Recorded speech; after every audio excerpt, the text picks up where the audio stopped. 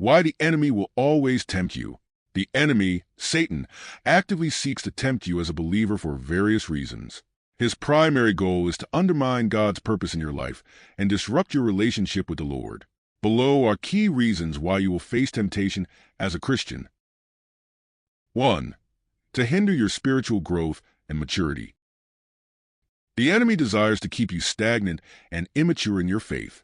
By tempting you into sin, he creates spiritual barriers that prevent your growth, weaken your faith, and inhibit your ability to mature in Christ. Hebrews 5 verses 12 to 14.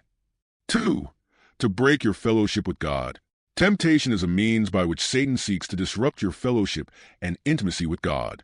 When you fall into sin, it leads to a sense of separation, guilt, and shame, which can hinder your prayer life, worship, and sense of closeness with God. Isaiah 59 verse 2.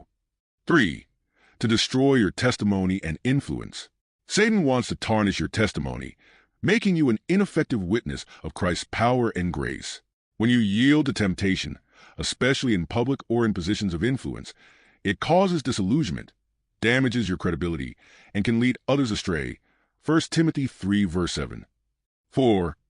To sow doubt and unbelief in your heart. Temptation is used to plant seeds of doubt about God's goodness, promises, and word. Just as Satan questioned God's words to Eve in the Garden of Eden, he tries to make you question God's truth and doubt your salvation, identity, or purpose. Genesis 3 verses 1 to 5, Matthew 4 verse 3.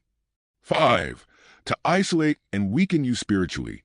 The enemy aims to isolate you through sin, shame, or condemnation, making you feel unworthy of fellowship with other believers or God.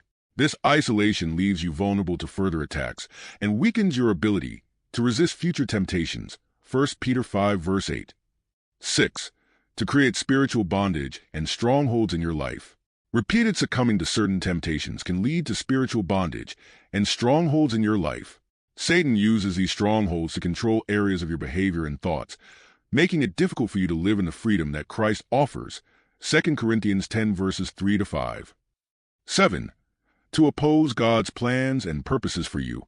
Satan's ultimate goal is to thwart God's purposes and plans in your life. When you fall into temptation, it can hinder your calling, delay God's plans, and prevent you from fulfilling your God-given purpose. Jeremiah 29 verse 11.